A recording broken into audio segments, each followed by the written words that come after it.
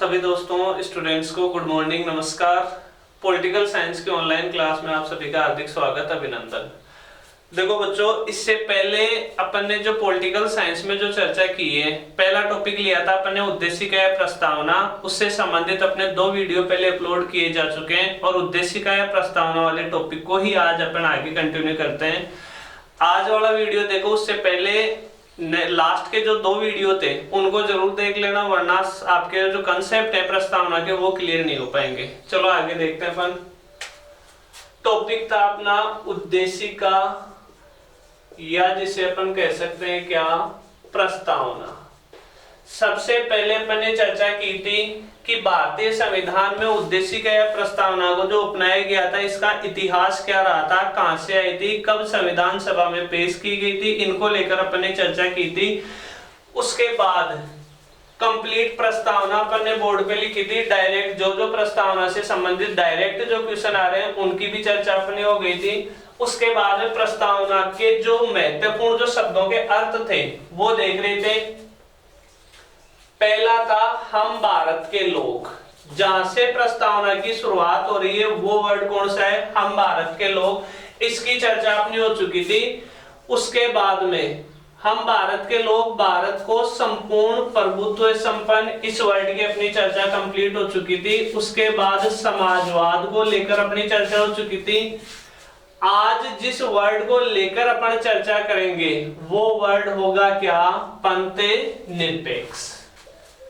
इससे पहले की अपनी चर्चा कंप्लीट हो चुकी थी।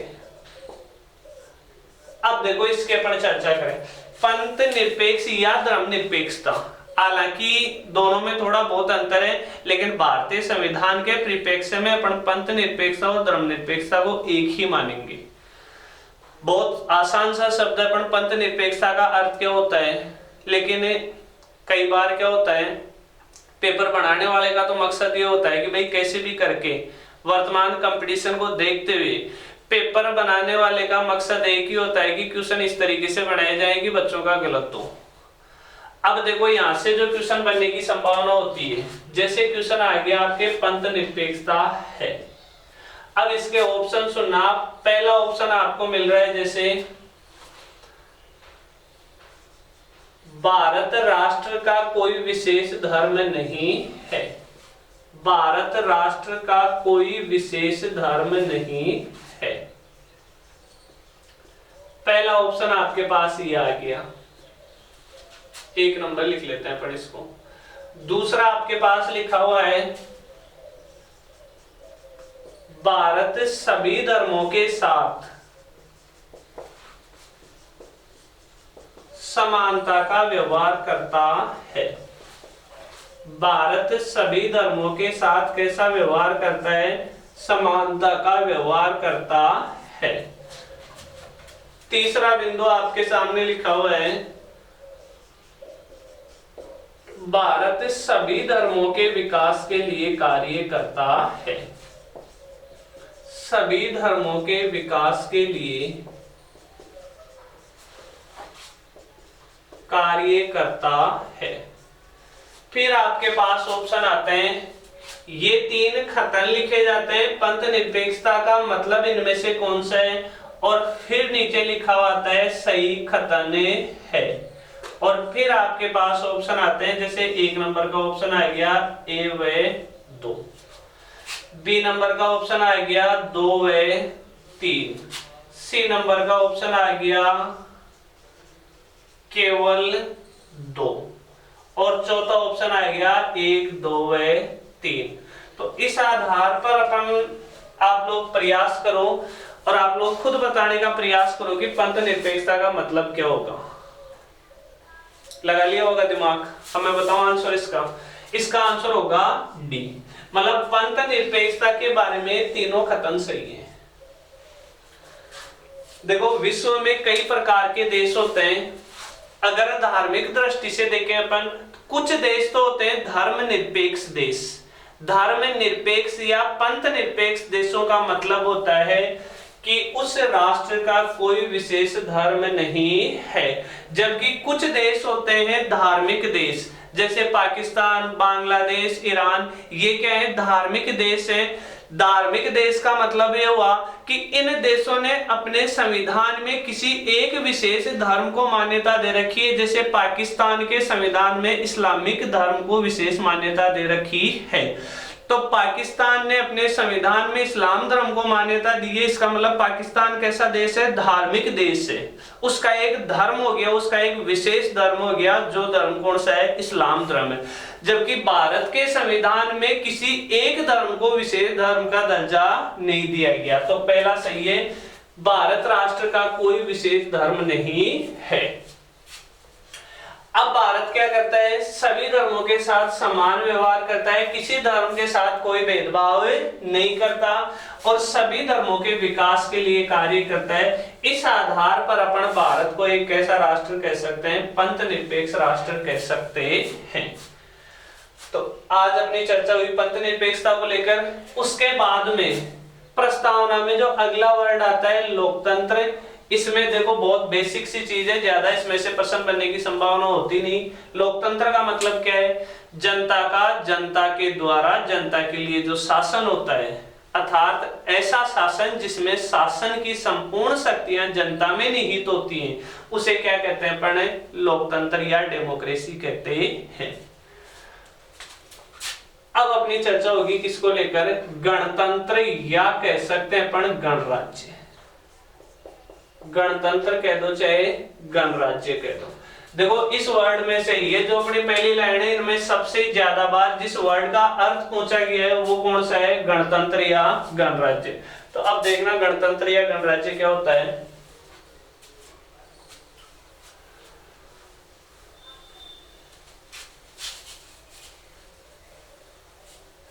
देखो इसमें जो अपने पास कोई विशेष नोट्स बने हुए नहीं है, तो आप प्रयास करना अपने खुद हैंड राइटिंग से, आप अपने खुद हाथ के हाथ नोट्स बनाते जाना। जो भी अपन लिखे उसका स्क्रीनशॉट ले लिया करो। गणतंत्र की अपन चर्चा करें तो पहले आप ये देखना, इसका जस्ट जो विलोम या अपोजिट शब्द होता है वो होता है राजतंत्र। राजतंत्र का मतलब भी अपन देखेंगे, जिससे अपने समझ में आएगा कि इसका मतलब है गणतंत्र का मतलब।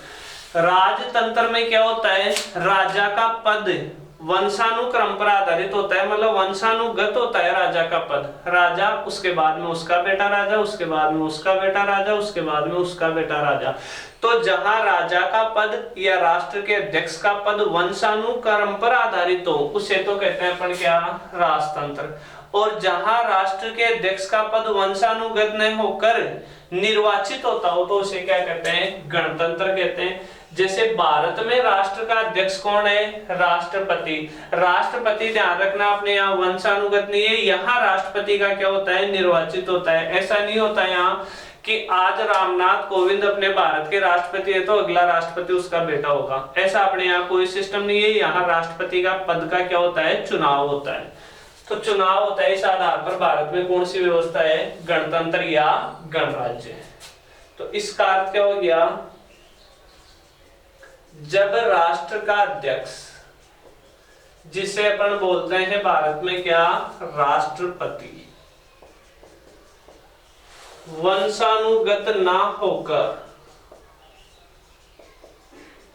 क्या होता हो? निर्वाचित होता हो, तो ऐसे शासन को अपन कौन सा शासन कहते हैं?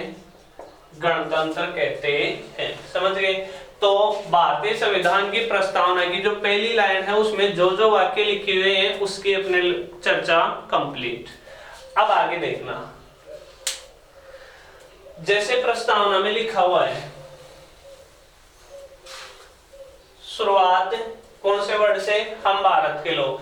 हम भारत के लोग भारत को संपूर्ण प्रभुत्व संपन्न, समाजवादी, पंथ निरपेक्ष, लोकतांत्रिक गणराज्य बनाने के लिए समस्त नागरिकों को, अब क्या क्या प्रदान किया गया है वो अगली लाइन में लिखा हुआ है।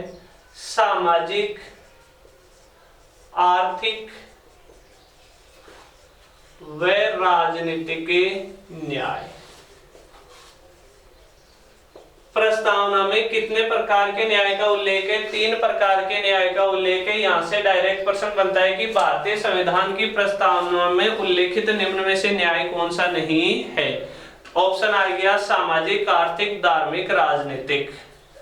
ऑप्शन में क्या है? सामाजिक, आर्थिक, धार्मिक, राजनीतिक। तो धार्मिक न्याय का उल्लेख नहीं है, केवल 3 ही न्याय है, सामाजिक, आर्थिक और राजनीतिक।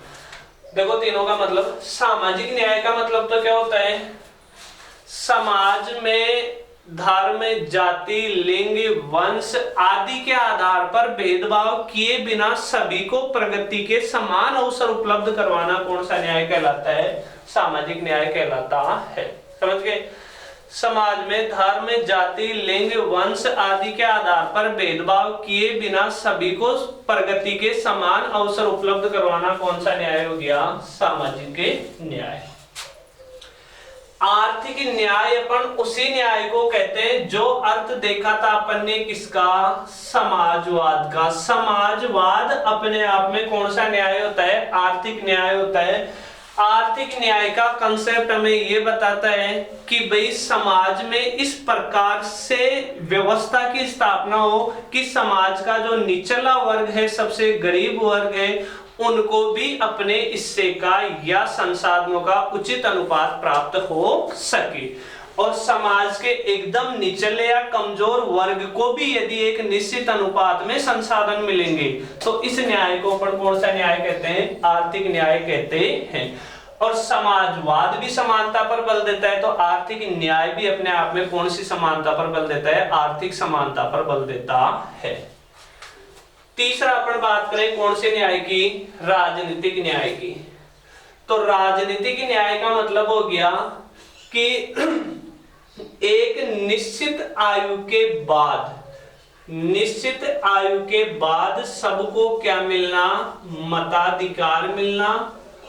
और साथ में इसका दूसरा अर्थ लिया जाता है, एक निश्चित आयु के बाद सबको चुनाव लड़ने का अधिकार मिलना।